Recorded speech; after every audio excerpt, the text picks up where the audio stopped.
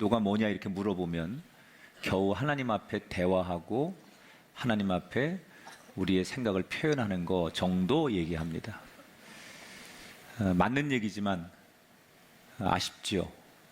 기도는 정말 이런 것이다라고 정확하게 본인이 인지하고 또 그렇게 행하고 또 기도의 역사가 나타나고 어느 때는 어떻게 기도해야 되는지 이런 것들. 인간에게 호흡은 너무 중요한 거죠. 호흡을 어떻게 하느냐가 건강, 삶의 기본입니다.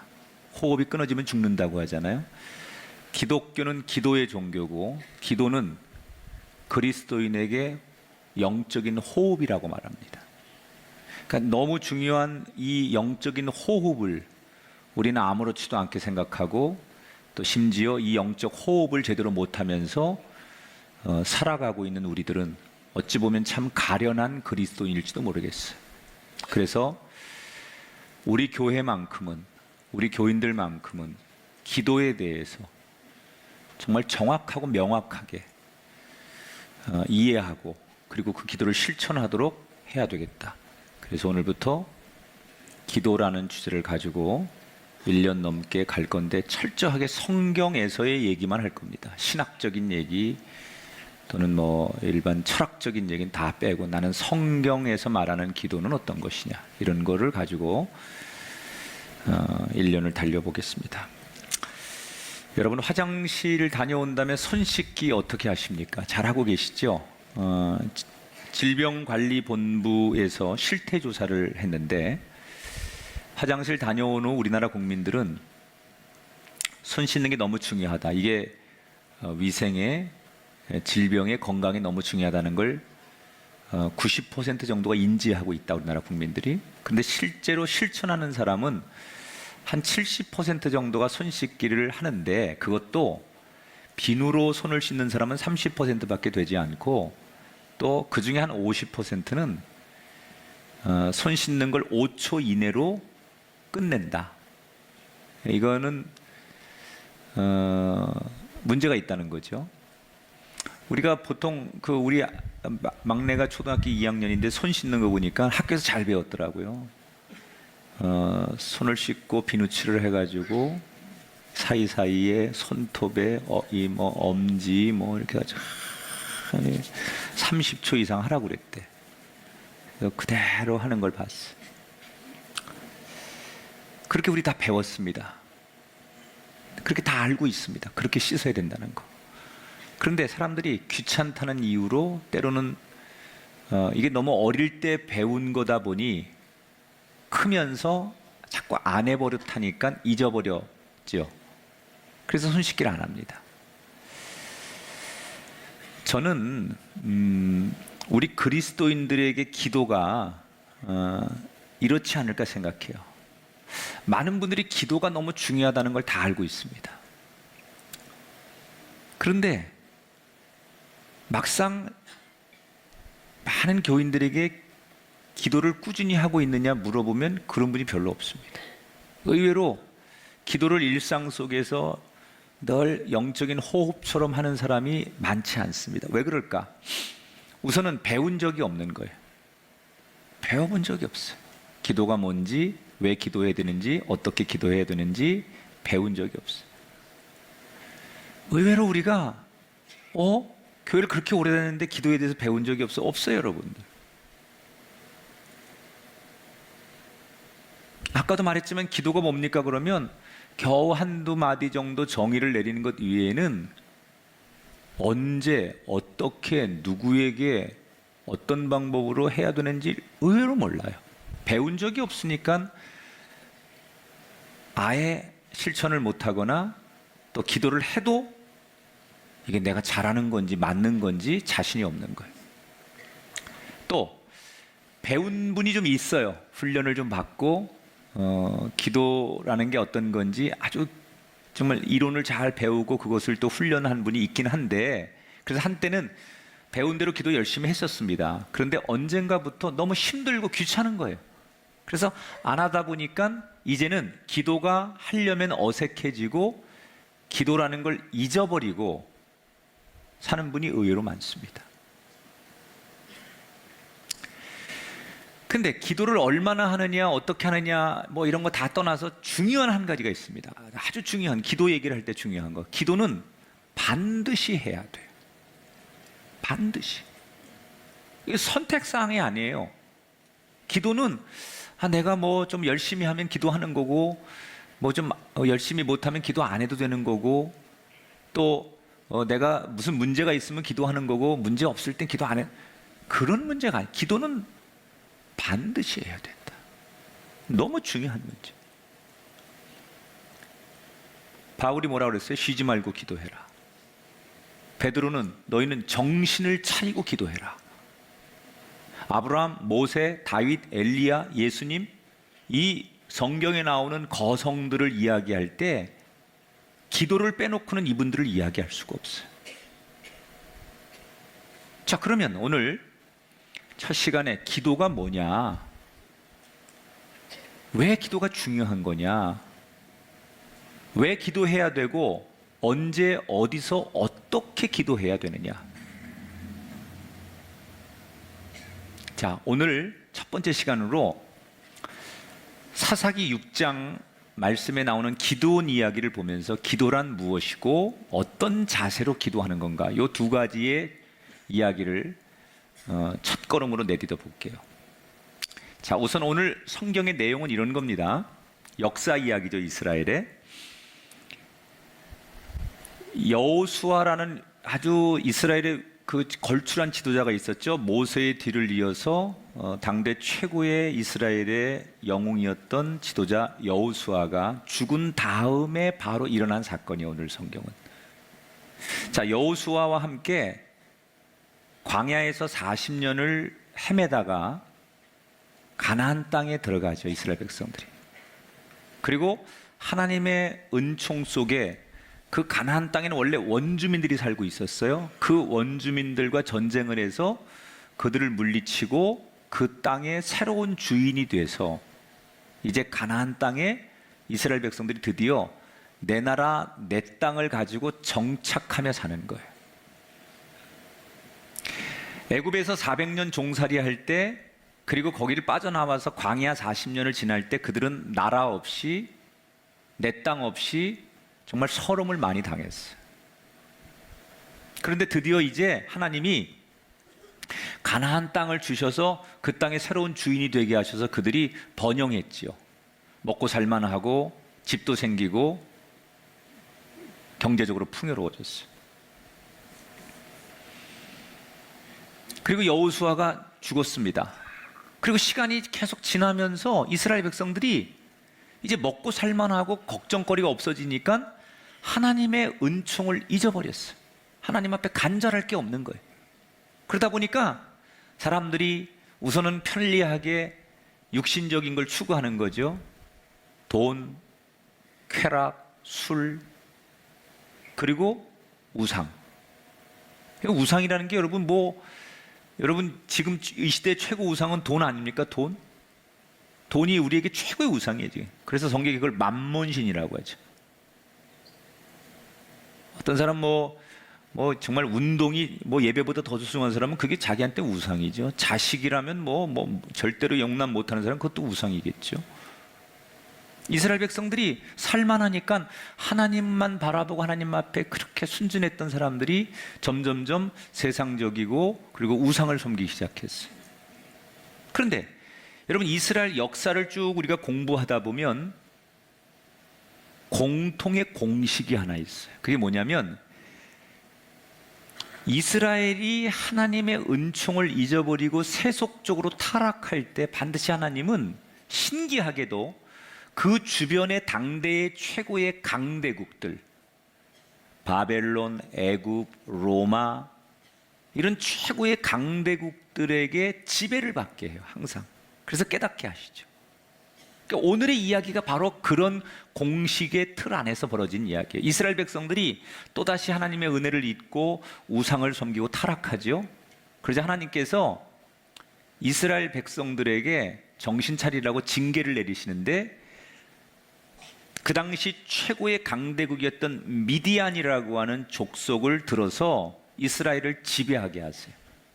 우리가 여러분 일본의 지배를 받을 때 얼마나 많은 고통을 당했습니까? 그러니까 이스라엘도 그때 그런 고통을 당하는 거예요. 예를 들자면 성경이 이렇게 나오죠. 이스라엘 백성들이 곡식을 심었는데 싹이 나면 미디안 사람들이 그 주변에 아말렉 족속들하고 와서 다 그 싹을 심어놓은 싹을 다 약탈해 가버려요. 또 몰래 어떻게 그 걸리지 않고 싹을 심어서 추수할 때가 되면 또 기가 막히게 알고 와가지고 추수한 그 열매를 싹쓸이 약탈해 가요. 곡식만 그런 게 아니에요. 소나 양이나 염소, 돈 되는 건 아주 다 약탈을 해갑니다. 그러니까 이스라엘 사람들이 살 수가 없는 거예요. 그래서 이스라엘 사람들이 당시에 산에 들어가서 동굴을 파서 그 동굴에 숨어 살거나 움막을 짓고, 그리고 미디안 사람들의 그 눈을 피해서 그렇게 뿔뿔이 흩어져 가지고 사는 거예요. 그냥 말 그대로 연명하는 거죠. 겨우 그냥 어떻게 하든지 버티는 거예요. 그런데 이스라엘 백성들이 그 미디안 사람들이 약탈을 하고 자기들을 괴롭히는 걸 아는데 문제는 맞설 힘이 없는 거예요. 뭔가를 해보고 싶은데 내가 능력이 없는 거예요. 저항을 해보고 싶고 맞서고 싶고 아니라고 말하고 싶은데 나한테 그럴 힘이 없는 거예요. 여러분, 너무 힘들고 너무 억울하고 너무너무 간절하면 어떡해요, 여러분? 속상하면 우리는 친구를 찾아서나 아는 사람 찾아가서 내 마음을 얘기하죠. 뭐라도 지푸라기라도 잡고 싶으니까 사람들 찾아가서 내 상황을 설명하고 정말 어려움을 이야기하는 게 우리 아닙니까?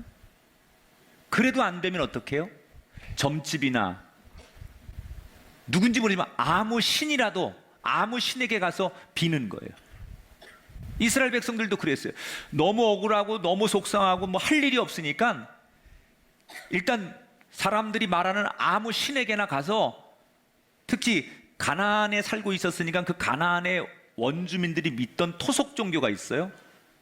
그들 신에게 가서, 그러니까 바알신, 산신령, 뭐 미디안 신, 이런 뭐 온갖 다양한 신이란 신에게 가서 자기들의 그 억울함과 속상함을 가서 막 비는 거예요. 이런 말이 있죠.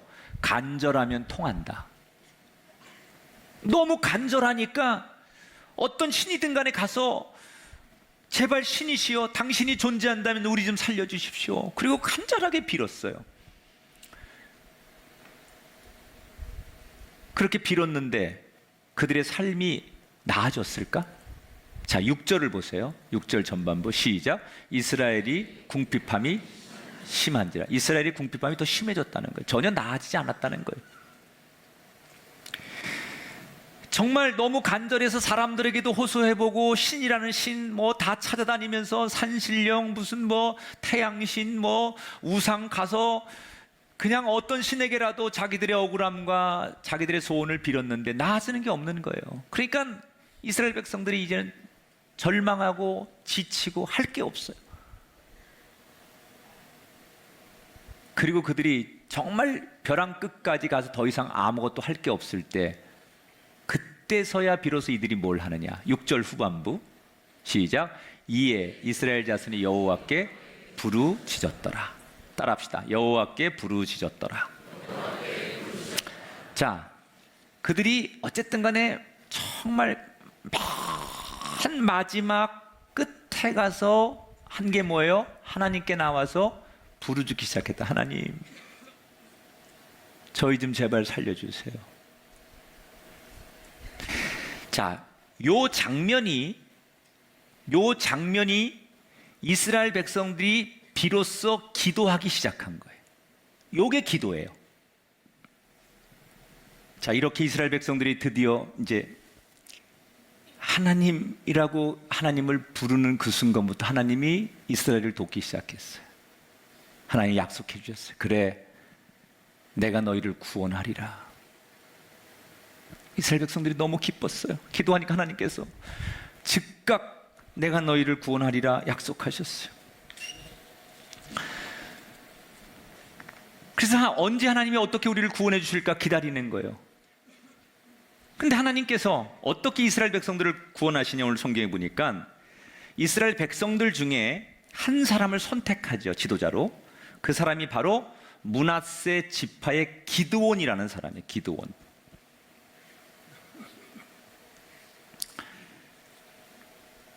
자, 이 기드온이라는 사람은 어떤 사람이냐?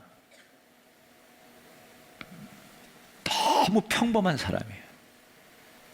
아니, 솔직히 평범하다는 건 조금 좋게 표현한 거고, 기드온이라는 사람은 있는 그대로 표현하면 너무 하찮고 보잘것없는 사람이에요. 이 사람 분명히 A형입니다. 그것도 소문자예요. 내가 알아. 내가 바로 그 형이니까. 너무 소심해. 성경에 뭐라고 나오느냐? 하루는 밀을 수확해서, 이게 이제 아까 얘기한 대로 뭐 씨를 뿌리고 뭐 수확을 거두면 다 약탈당하니까 몰래 몰래, 그것도 많이 못하는 거예요. 조금 심어가지고 추수를 해서 이거를 이제 밀을 타작을 하는데, 그것도 숨어서 안 들키려고 숨어서 얼마 안 되는 밀을 탈곡하고 있었어요. 그러니까 대범하지도 않고 기질적이지도 않고, 이 사람은 한 번도 나라를 위해서, 독립을 위해서, 무슨 뭐 그 억울한 사람을 위해서 내가 뭐 정의로운 사람이 돼야 되겠다, 의병을 모아가지고 독립투사가 돼야 되겠다, 내가 힘을 길러가지고 민족의 영웅이 되고 역사에 뭐 한 사람이 돼보겠다, 이런 생각을 한 번도 해본 적이 없는 사람. 어떻게 하면 안 들키게 그저 먹고 살 수 있을까, 이런 거로 평생을 살던 사람. 그래서 그날도 미디안 족속들을 눈을 피해서 몰래 밀을 타작하고 있는데, 하나님의 천사가 기드온을 찾아왔어요. 그래서 뭐라고 얘기하느냐, 기드온에게. 오, 큰 용사여, 하나님께서 너와 함께 계시도다. 여러분, 미디안이 무슨 큰 용사예요? 아까 제가 얘기했잖아요.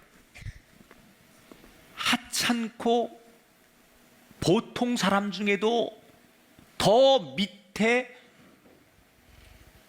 보잘것없는 사람. 이런 사람은 이스라엘에 널려 있어요.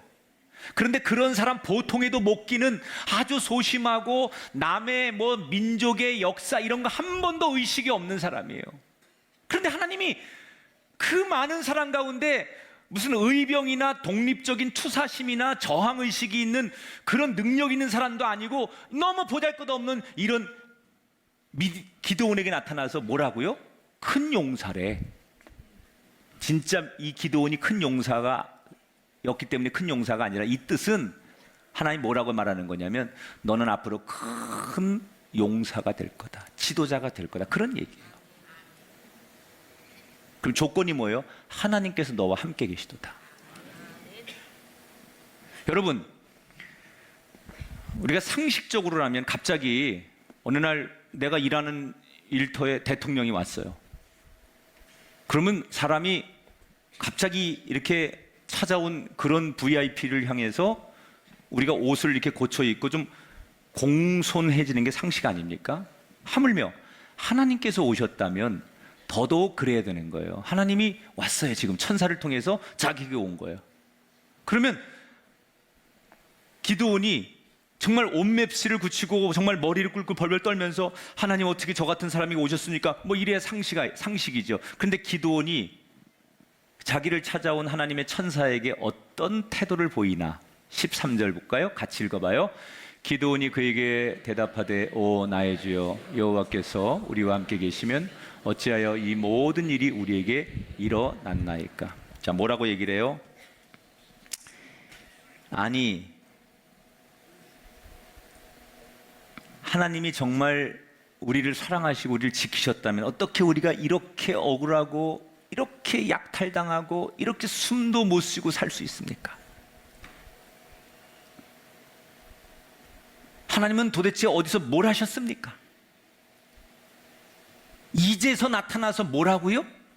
저보고 내가 너와 함께 할 테니 네가 미디안 족속에게 가서 나라를 구하라고요?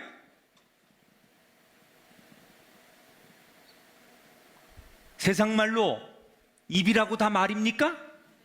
그리고 따지는 거예요. 지금 아주 퉁명스럽게 따지는 거예요. 하나님이 와서 두려워하고 뭐 쩔쩔매고 갑자기 막 톤이 낮아지고 그리고 막 공경어를 쓰고 용어가 바뀌는 게 아니라 오히려 더 인간적으로 자신의 그 불편한 감정을 그대로 드러내요. 그러니까 천사가 하나님이 너를 택하셨으니까 두려워하지 말고 나가라, 미디안에게 가라. 15절 기드온의 대답이에요. 오 주여, 내가 무엇으로 이스라엘을 구원하리이까? 보소서, 나의 집은 극히 약하고 나는 가장 작은 자니이다. 난 능력도 없고 나는 그런 의식도 없는 사람입니다. 이상한 소리 하지 말고 빨리 가십시오.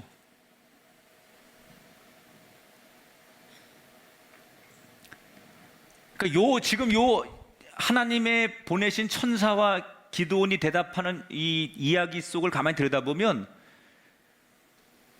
무례하다 싶을 정도로 말을 해요. 지금 어떻게 저렇게 말해도 되나? 이럴 정도로. 그런데 하나님은 그 무례하다 싶을 정도로 건방지고 진짜 말도 안 되는 그런 얘기를 다 듣고 계세요. 그래서 또 하나님이 내가 도와주겠다. 그러니까 이 기드온이 하도 계속 하나님이 와서 그러니까 짜증 섞인 목소리로 뭐라고 말하느냐?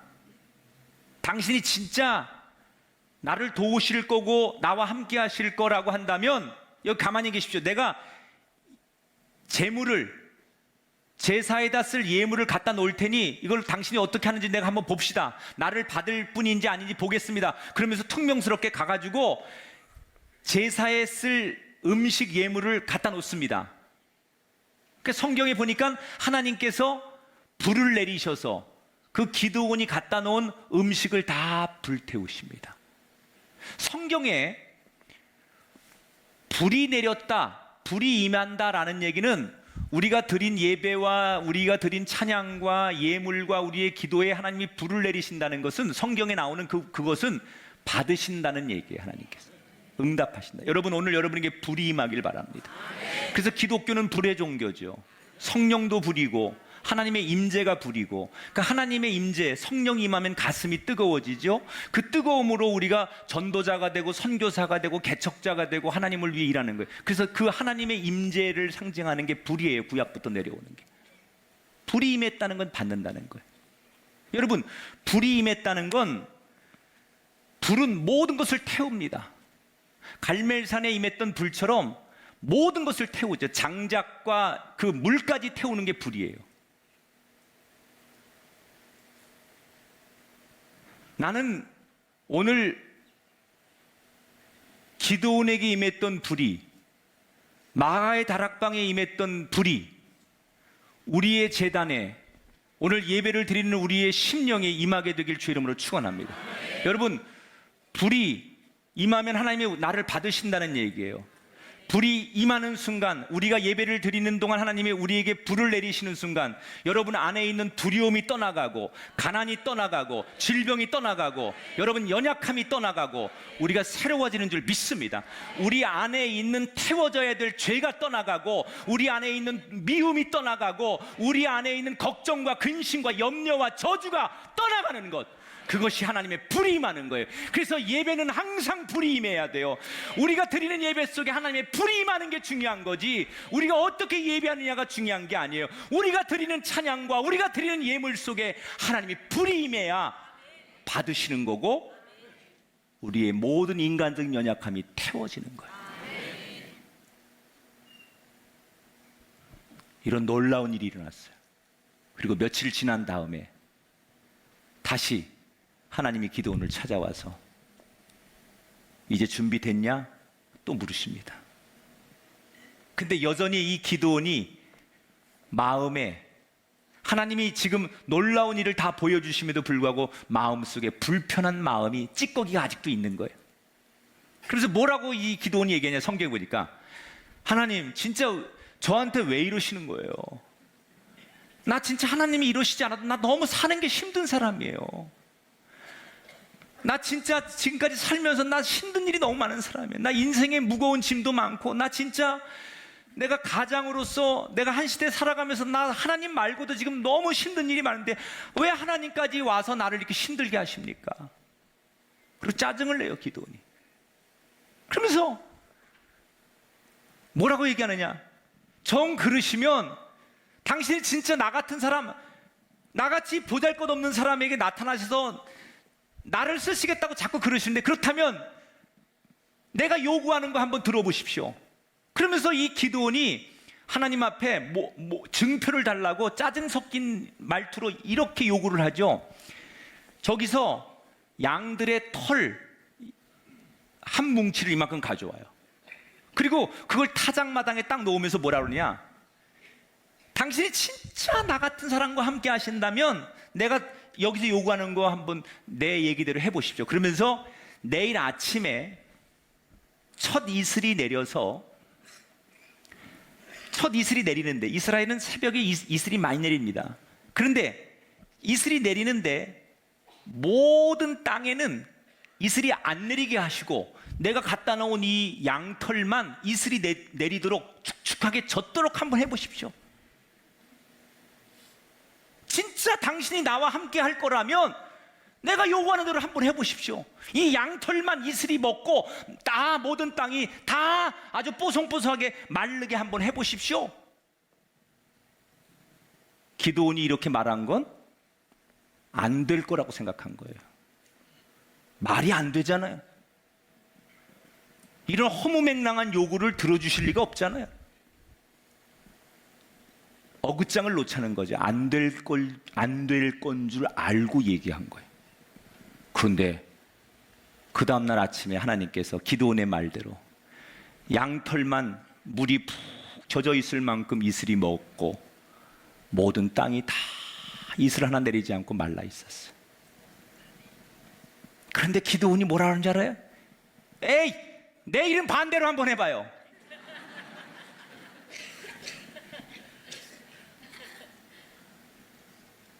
근데 하나님이 이쯤 되면 자존심도 상하시고, 이제 보자 하니까 이게 보자기로 보이나 내가 뭐 이러면서 화도 날만한데 다 들어주세요. 그 다음날 기드온의 얘기대로 또 들어주세요. 그리고는 이런 대화가 계속 오고 가다가 기드온이 드디어 깨닫는 거예요. 두 가지를. 하나님은 나같이 평범하고 보잘것없는 사람에게 오시는 분이구나. 세상은 공부 못하고 가난하고 힘없는 사람들 아무도 주목하지 않아요. 무시해요. 거들떠도 안 봐요. 보잘것없고 형편없는 기드온, 이런 사람에게 찾아오시는 분이 우리 하나님이라는 것. 이제 돌 지난 아이한테 최고의, 엄마를 향해 최고의 개가 할 수 있는 표현은 날 낳아주시고 길러주신 위대하신 나의 어머니, 내가 아침 먹은 지 8시간이 되니 창자에서부터 본능적으로 배고픔이 올라와 식사할 때가 되었는데 한 끼 밥상을 주실 수 있나요? 실례해도 될까요? 이게 여러분 엄마를 향한 대화입니까? 개는요 자지러지게 우는 거야. 얘가 표현하는 최고의 언어는 밥 달라고, 배고프다고, 견딜 수 없다고 온몸으로 목청껏 우는 거예요. 그게 엄마를 향한 그 아이가 표현할 수 있는 최고의 엄마를 향한 대화예요. 하나님 앞에 기도할 때 우리가 이 말해도 될까? 이런 얘기하면 너무 무례한 거 아닐까? 어떻게 우리가 이렇게 하나님을 부를 수 있고, 내가 어떻게 이렇게 할 수 있지? 내가 죽겠는데, 내가 지금 기가 막히고 내가 말이 안 나오고 내 상황이 그런데 하나님 앞에 안 그런 척, 내 마음과 내 심령과 인생은 다 죽어가는데 하나님 앞에 나와서 아닌 척하고 격식 있는 척하고 그런 척하고 사람들에게 잘 보이는 척해서 하는 그런 기도, 남들이 이런 기도 들으면 웃겠지, 그러니까 나 이렇게 기도 못해, 그거 기도 아니라는 얘기예요. 하나님이 기뻐하시는 기도는 멋진 표현이 아니라, 멋지게 차려입고 하는 기도가 아니라 내 모습 이대로, 누구 눈치 보지 않고, 눈물밖에 나지 않으면, 통곡할 수밖에 없으면,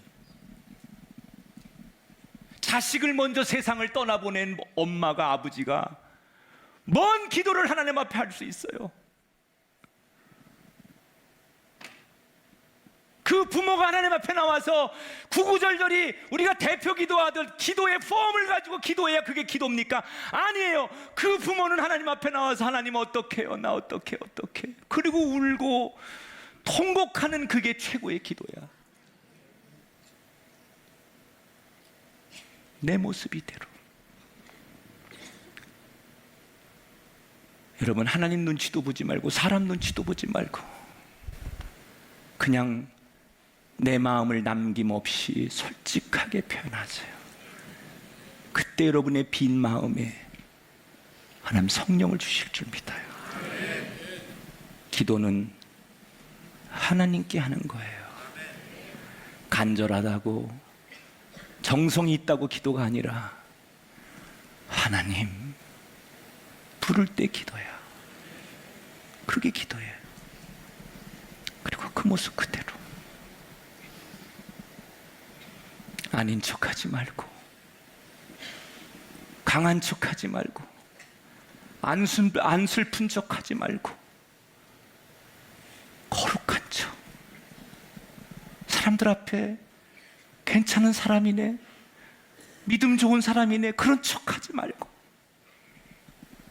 하나님 앞에 그냥 내 모습 그대로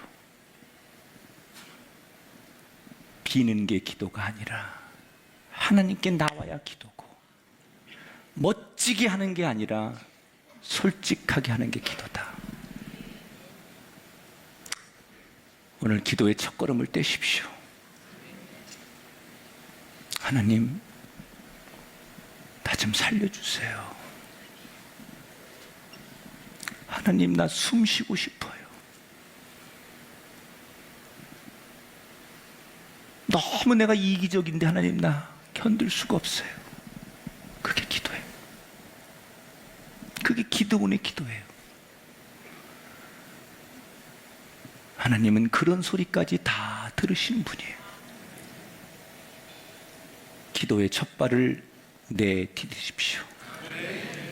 하나님 부르세요. 그리고 그 모습 그대로